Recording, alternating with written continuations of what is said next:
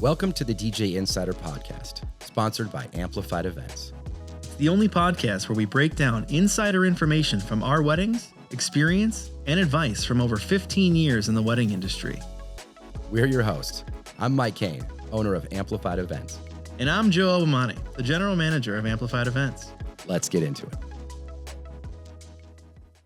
We're back. All right. What's up, insiders? What's up, insiders? It's a new year and a new you, and we got a lot of great content coming to you this year. But yeah, welcome back. Welcome. Yeah, we're here. We're doing it, and we're getting in the middle of booking season. So it's bridal shows and tastings, and people got engaged, and they're excited to reach out and book all their vendors. So we are thrilled.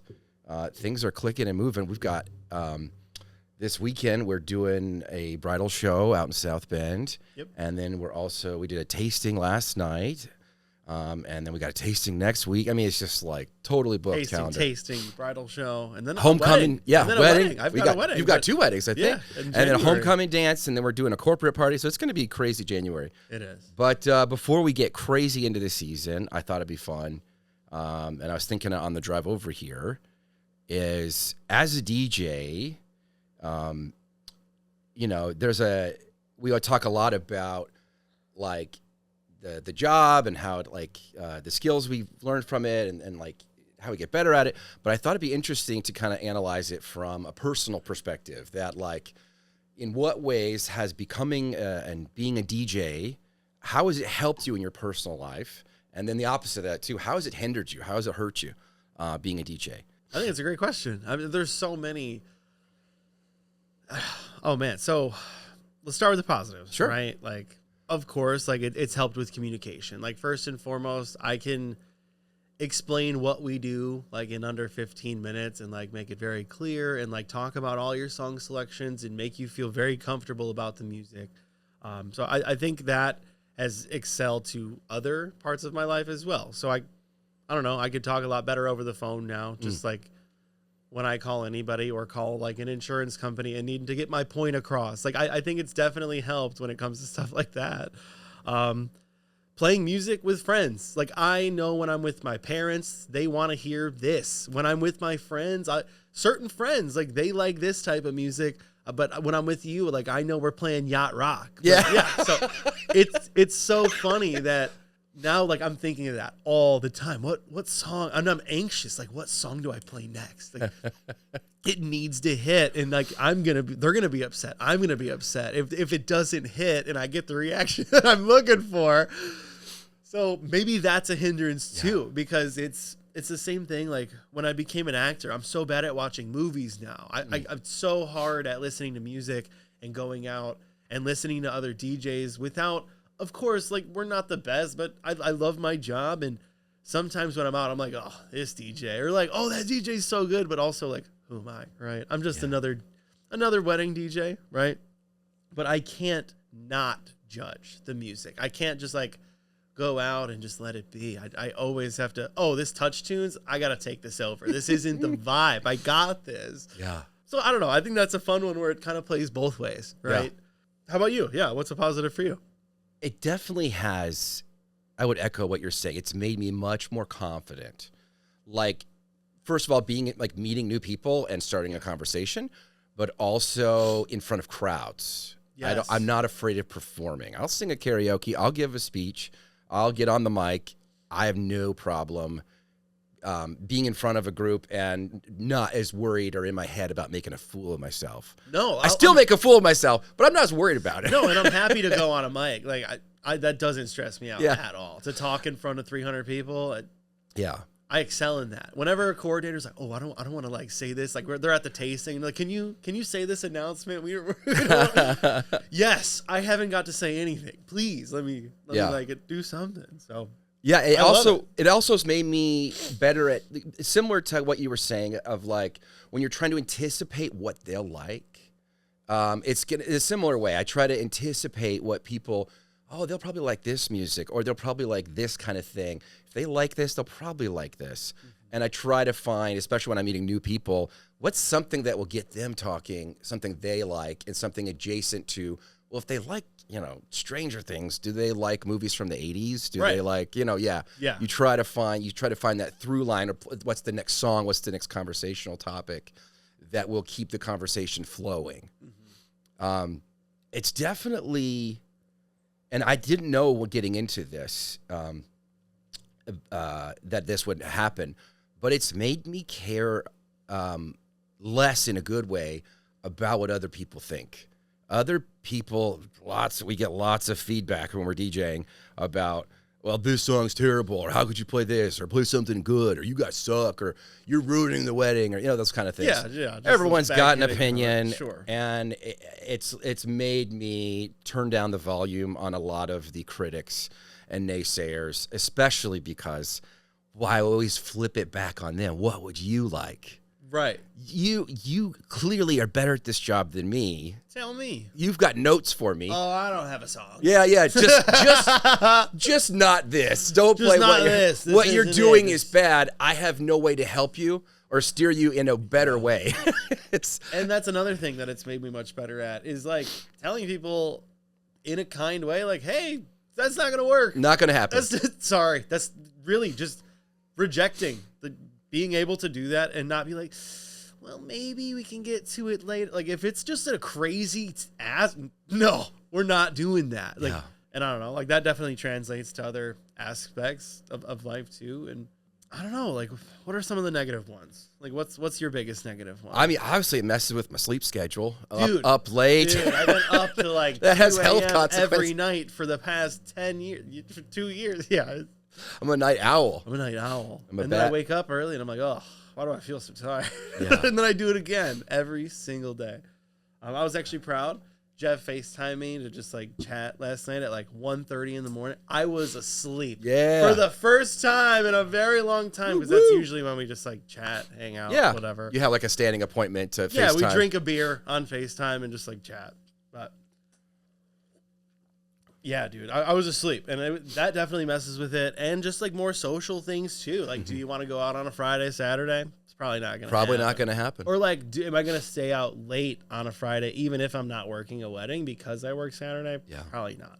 Am I gonna meet you out Saturday night after a wedding? Like, depends on how good the wedding went. Like, depends on my mood and how I got the party and how it went and how close it is to where I am. So. I don't know. Like, that definitely affects it. We work the opposite schedule from of most of the world. Yeah. And so it does cause social distance from people who are working the opposite schedule. It does. And in my life with my wife, she works the regular, 9 to 5, whatever, 40 hours during the week. And then she watches the kids when I'm out working weddings. Mm-hmm. And that we have to be very careful to make time for our relationship, but also have to make time for her to get a break. Yeah. Because basically she works, and then, so then during the week I try to let her go out and get a break, and I try to watch the kids. And on the weekends I try to let her sleep in, and then she wakes up right before I have to leave to DJ because she's going to have the kids for 12 plus hours all day while I'm gone. Yeah. And I'm not available like in any way because I am working that wedding. I am there. It's not like a thing I can just walk away from easily. Yeah. And so I feel that's an imbalance, and it's distanced me from her, from my kids. But the cool part is the opposite of that is it's socially connected to me to people like yourself, like members of our team, like other wedding vendors who work this schedule too. Absolutely. There are people that work it. It's just like it's a smaller group. Yeah. Yeah, it's definitely a smaller group. It's nice you can get a table at any time at 10 a.m. on a Monday, for any place you want to go. Anywhere. Like, oh my gosh. Like, I go snowboarding on Tuesdays. The hills are dead. It's cheaper, and it's everybody no wins. line at the everybody lifts. No line at the lifts. Like, I don't have to go on Saturdays. Let's leave that to the families. And it's made me a better tipper. Because I love getting tips. So I really try to take care of people in the service industry because I know what that feels like. I'm aware of how we treat people in the service industry. And so I try to be very cognizant of how I am treating this person and making them feel like they are a person, that we do appreciate them and value them and their hard work, because I think in our society, we've gotten really callous as a large group about tipping, about looking at our servers as people, as human beings. Yeah. And that's the whole thing. It's the whole tip culture conversation. Everybody rages about it. It's like, do they get paid enough? Well, why don't you pay tips? It's Subway. I'm not tipping. Right. And it's like they should just get paid more. And it's like, yeah, of course, everybody should get paid more. But unfortunately, they don't. So it's like, take care of them. You've never worked in service. But yeah, that's that whole conversation. Other ways it's helped me or hindered me. I mean, definitely communication. I've learned I've had to ask good questions to get good information. And I've also learned I've had to be I'm very clear about, and this is something I'm still working on a lot, is like clear about what I'm expecting, clear about what I want. And that's, how to communicate to other people. Like, I've got it. And what I can provide and what I can't. Like, I'm going to be very clear with you about what I can do and what I can't do. Yeah.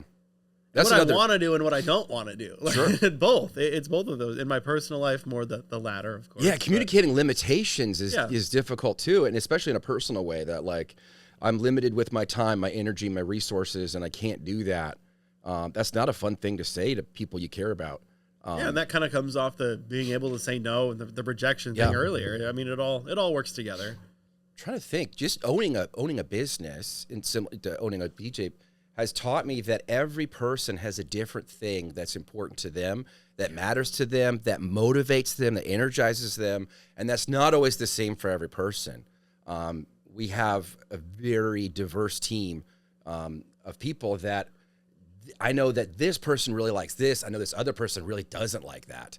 And I have to be aware of that. And even when I plan like a social outing, when we did the rafting trip, I'm like, there are extroverts, there are introverts, and there's ambiverts, and I got to be aware of all of the energy because we're all trapped on a river together. So, yeah, right. And like, there is no escape. We're on here for at least 3 hours, depending on how slow the river's going. Like, we all have to kind of lock in. Yes, right? yes. And I do think that that's something that the whole team got better at. It's like you have to be, when you're at a wedding, like you just, regardless of what happens, if a guest is being nasty or if the day is going to shit and you had to go back and get equipment and you're just stressed out, it's still a smile on your face. Like, everything's good. Like, say rafting trip, like everybody just, even if you had something, if you were upset about something, like everybody just collectively had a good time. There's an agreement to have a good time, much like a wedding, where it's like everybody shows up to party and it's like, okay, we're all just going to lock in. Some of us are going to be loud. Some of us are going to be quiet. Yeah.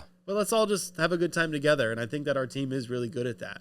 Yeah. All just hanging out together, even though we're all into different things. Yeah. A big part of what we do is kind of managing the vibe, managing the atmosphere, turning the lights off, planning out the schedule, and communicating to a crowd in a way that like the important information gets through so they know what they need to do. But in an exciting way, yeah. too. Like, getting them excited about it, not being so formal that it feels like a robot's talking to you. There's definitely some nuance in there. Yeah, how you deliver is everything. How you say it. Yeah. Body language, being aware that people are watching you, looking to their cues for how to behave and how to act and how to respond based on what you're doing. Yeah. It is a tough thing to, especially when you have to deliver information that sets a limit or sets a, no, can't do that. No, I don't want to do that. No, I'm not able to do that. Or all three. Yeah. Yeah. I'm trying to think. Hinders. Other ways this job has hindered. Hasn't helped my dating life. Yeah. Like, I mean, same thing with the friendship thing, right? You'd It's like think. everybody works during the week, and then I'm at weddings on Friday, Saturdays when people are out at the bars. Yeah. So it definitely hasn't helped that. Yeah. I mean, people flirt all the time and, act like. But that's a different thing. That's like, when not- we're that's at a not a job, serious- it's like, oh, love's in the air. It's Yeah. It's not real. Yeah. It's not. It's literally like, they have, like wedding brain or whatever. Yeah, you've had 10 whiskey cokes. Yeah. And love is in the air. I'm playing your favorite song. Yes. I don't know what to tell you. Yeah. But yeah, I mean, just something small like that. It's kind of hard. I mean, I know you have kids. I'm sure. I know we've talked about balancing around that. Even this little dog here, balancing a schedule around her because she's very specific and has to have her heart medicine at 11 p.m. And it's like a whole thing that, like, if my family's taken, like, who do I put with her? Like, it's become a whole thing. It's like, do I have to leave her with my parents? Do I have to get a rover? Do I have to do this because she's on such a specific schedule? I mean, that's definitely been a challenge. Yeah. It's just balancing around having a 14-year-old dog that has some needs that can't be left alone for like 8, 10, 12 hours a day. Yeah. I totally relate to that. You know, we have those 3 kids with special needs, and like it's hard when you're focused so much on the needs of other people and these weddings and these couples and DJing and the dance floor and the environment and all these aspects. And then you have to remember you have people at home that you have to focus on their needs and be present when all you want to do is sleep and relax and chill. And then on that, and even a deeper level, it's really hard to do self-care. It's really hard to take care of yourself because you're literally always go, go, go, go, go.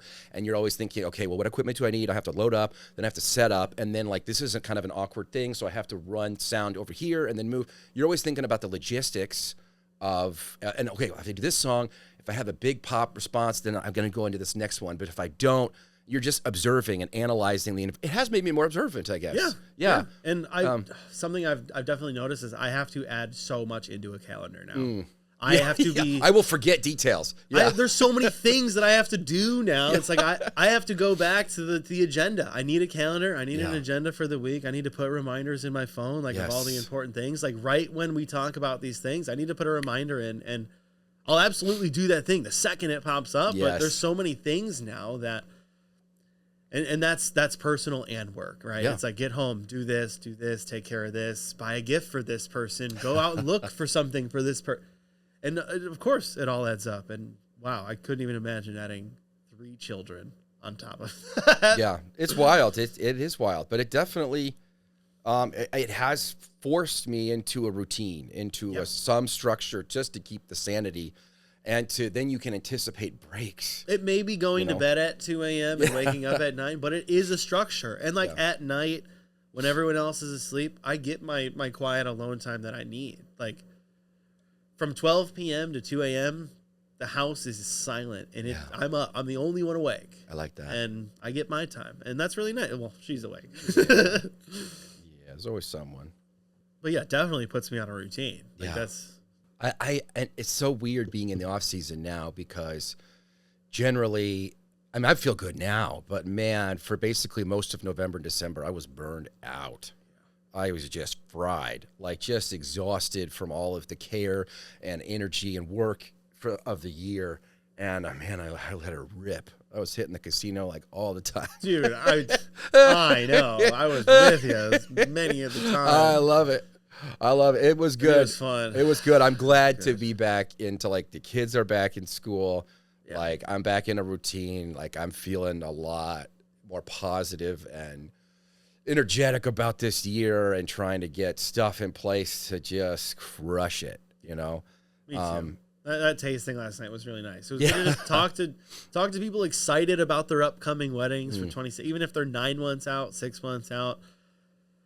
It's really nice. It definitely revitalized me. Talk to some vendors that are like fresh and ready to go for the year, right? It makes you excited. It gets everybody excited. We should definitely do, speaking of, like one of those vendor things where we all just get together and hang out. Just the friender get together vendor thing. I don't know what we were calling it. But I think that would be good just to get everybody excited for the year and do something small like that. Kind of like a kickoff or year 2026 kickoff. Yeah, why not? Yeah. So, do you have any? I don't know if we talked about this last podcast, but resolutions, either related to the work or even personal, that you want to share. You don't have to. So personal stuff. There's some that I will share with you after. Okay. And then there's some that I can share. Off and on cam. Off and on cam. So one that I do have for work is that I want to meet with like 5 to 10 couples in person. I like that. We do always over the phone. I've done some Zooms here or there. Zooms are okay, but honestly, at that point, like let's just meet. Let's just meet in person, especially if you're close. If it's at like Journeyman and we're here in Valpo, let's meet. Come on, or if it's Sandy Pines, like I'm working with a lot of couples there this year. Please, like let's connect. I would love to do something like that. Yeah. We stopped doing that. Like we used to do that before COVID. That's how it was. That's how it always was. Everybody wanted to meet in person before COVID. Yeah. And then COVID just made everything virtual and over the phone, which has been fine. Like we've still had great connections with a lot of our couples. Yeah. But still, like I miss that. I'd like to do more of that, and that's definitely a goal. Yeah. I think it makes a big difference when you bond with somebody as part of the initial sales process and getting to know them, getting to know what's important to them. They get to see you too, and they get to know you. And then they're like, oh, I like this guy. I trust him. I want him at my wedding. Yeah. And then I'm like, I like this couple. I want to work their wedding. This Be is there. going to be I'm so looking fun. forward to that. Yeah. It helps on both sides. So for meet sure. with 5 couples. I love that. I want to fully, I want to fully equip the team so everybody has their own setup. No sharing equipment. I also want to continue to push and diversify our equipment, like greater intelligent control, add intelligent lighting, like just up the game in terms of the production value. We're already doing it at top level, but I want to go another step above, but still maintain our core principles of minimalism, beautiful stuff that's quality equipment that looks nice, but that serves an excellent purpose and adds a lot of value at the production of their wedding. And then, further train our team, get them better at their jobs, and offer new opportunities for growth. You know, one of our guys in our team, Cole, is interested in photography. We just got him a camera. Yeah. He's going to be taking photos. He's going to be taking headshots. We're just very excited to like develop our team in new ways, using things that they can personally learn inside the business to help them grow. And just finding more opportunities for our team to connect and grow. Like I want to do another trip. We've talked about, I think we might do it, ski trip We're gonna have to with the whole team. We're gonna have to do it. I definitely want to do rafting again. That was so That was fun. really fun. Yeah, that was really fun. Maybe end of the year party this year. I actually talked about doing something like a New Year's Eve, like renting out a bar and doing a New Year's Eve party. I think that'd be sick. That'd be really fun. So Something I will definitely do, that's a goal, is to assist every lead. All the new leads, all the people that have even been here a while, I want to assist you again, but I want to assist every single lead that we have. Yeah. Just to see how I they're love doing, give tips, get tips, see some mixes that people are working on, and I don't know. So that's definitely something that I want to do this year. Yeah. Setting more goals in general, I think, puts us closer, you know, even a half step closer to where we want to be.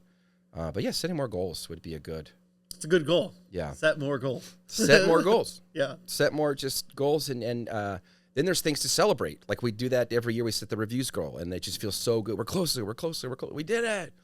Stuff Personal. like that. I want to go to Vegas. I That's like something that. I want to do. I want to travel. So I want to go to Vegas. Okay. And then I want to go to somewhere along-ish the West Coast. Not even West Coast. So like Washington or like Colorado. Like one of those two, I guess. It's between those. Right? That's top left. I love it. Which one? So top left. Top left, Pacific Northwest? Yeah. I want to go there. Okay.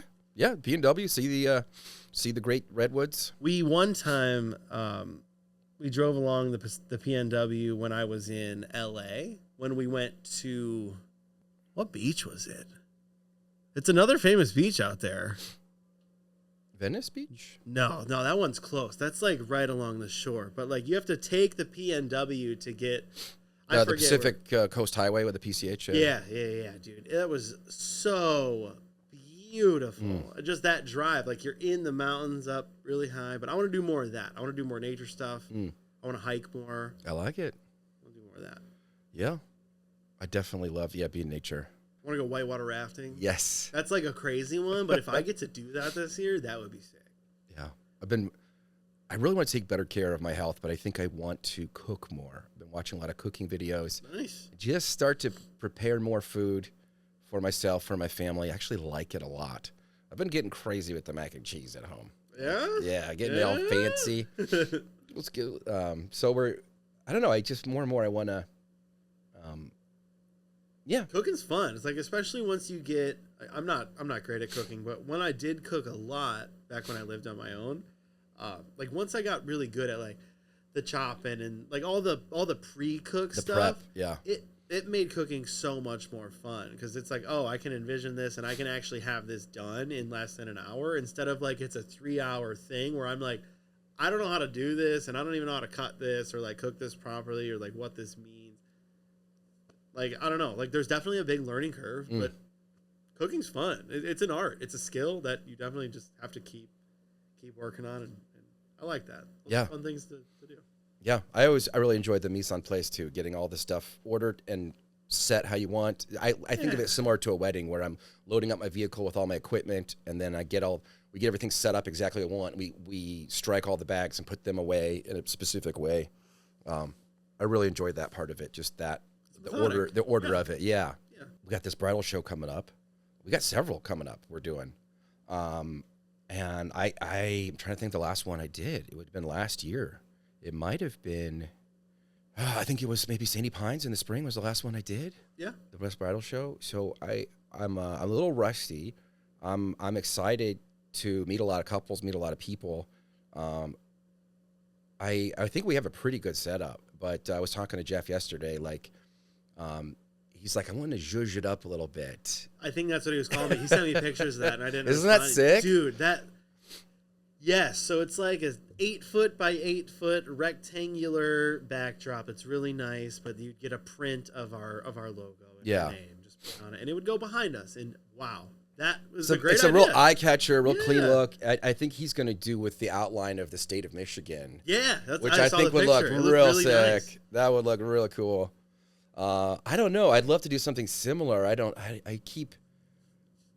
My only reticence to do something like that is I'm always thinking, can this fit in a Honda Fit? Can this fit in a small car? Can it fit in my car? Yeah, and it's just like I really value that weight to value ratio and size to value ratio, especially when doing events, because we're mobile. We got to be in quick. We got to get out quick. We got to fit it into a small car or van or truck and something like that. If it does shrink down, how difficult is it to put together? It looked like there were a lot of crossbars. It's more time, it's more cost, and it's more. You have to put it somewhere, store it somewhere when you're not using it, and then you have to get it in the car and get it out of the car along with all of your other stuff. And it's all time you're not getting back. Yeah. All time you could be doing anything else, and so I'm always aware. I'm like, some of these people at bridal shows you've seen, like they go, I mean, they'll set up the day before. There's like a 10-hour setup. I mean, it's just so elaborate and looks amazing. And I'm like, how much time and energy went into that setup at the bridal show? And how many bookings did they get? Right. And how many couples were they really focused on how good their stuff looked over what was the quality of the conversations like they had with couples, or are they just handing out flyers? Yeah. Because and it's like, were we just talking about the flashy lights behind me? And you weren't talking about the service at all. Yes. Are you connecting? Are you connecting with people? And I've always valued that more, having a good quality conversation. And honestly, I've taken a step back from doing these big trade shows because it's hard to even have a conversation because there's just thousands, hundreds of people, and it's just boom, boom, boom. Oh, hi. Oh, yep. Here's our stuff. It's hard to have a quality conversation. And I've really been more focused on the boutique stuff, doing tastings, doing open houses at venue specific, because then you're having, 100 couples or 14 couples, and you can actually have a quality conversation. And we can talk about like this venue specifically. Yeah. Like, I've been here so many times. And I can share stories about couples that did something similar to what you're talking about, or I've never had that here, but here's how I do it at this venue. You get much more further into a deeper conversation that's more meaningful and has more value for the couple and for the DJ in spots like that. So we're lucky enough and blessed enough to have such great relationships with lots of great venues that offer us those opportunities to come and do a show or an open house or a tasting at their spot. And so I've relied on that a lot, but I'm excited to try these bridal shows and see what we can do with it. I'm looking forward to them because, like, when we did them last year, it was the first time I really did bridal shows. So I just stepped into this position last October. So I had just started doing sales in October, November, December. Like, that's the slow. Yeah. Like, everybody's getting engaged, so they're not making calls. Like, January, February, this is when we're getting all the calls. Yeah. So I was a bit rusty. And then when going to the bridal shows and meeting in person, like, that was something I hadn't experienced. So, like, learning off of your conversations with people, it really helped improve me on sales and just getting better on the phone. So now that I've been doing sales for a year over the phone, I feel really good talking to couples about our services and what we do and what we offer. So now I'm like overly excited for this bridal show because I feel like I'm going to crush it. Like, I'm very confident that I can talk to any of these couples about what we do. So I think it'll be fun. Yeah, and you know what? This is what I've always learned too. If you enjoy who you're with, it'll be you, me, Micah. Oh my like God. it's gonna be fun no matter what. And we're in a casino, It's at so 4. Yeah, watch come out. on. Hold on to your dice. It's Taking all your chips. They're coming with us. That's it. All That's your it. chips. But yeah, I'm just really looking forward to this year, and I just so appreciate everybody who has supported our team and supported the podcast and all the vendor friends we've made, and I'm looking forward to all the relationships we're going to build and make this year. So that's all I got. You got anything else? Woo! Pup? Maggie, do you have any Any wise words? wise words? Yeah. Nothing today. Yeah. Sometimes the wisest thing is to stay silent. To stay silent. Yeah. That's what they say. Well, insiders, thank you so much for listening. We'll Thank see you you. guys at your wedding or hopefully at the bridal show. Take See care. you then.